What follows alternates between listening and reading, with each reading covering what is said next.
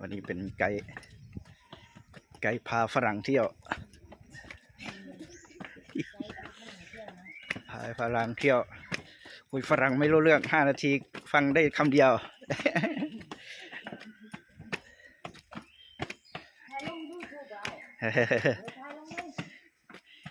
ฝรั่งฟังเซ่โอเค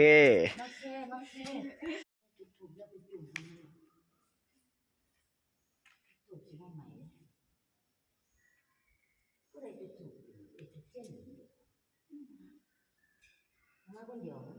นเดียวต้องคิดขู่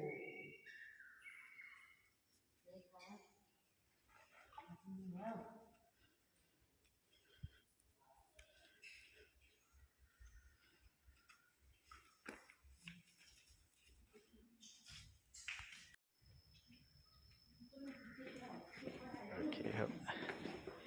ไหว้พระเสร็จแล้วก็พานักท่องเที่ยวลงเดี๋ยวเราจะเดินรอบภูเขา1 รอบสถานีต่อไปเราจะพาไป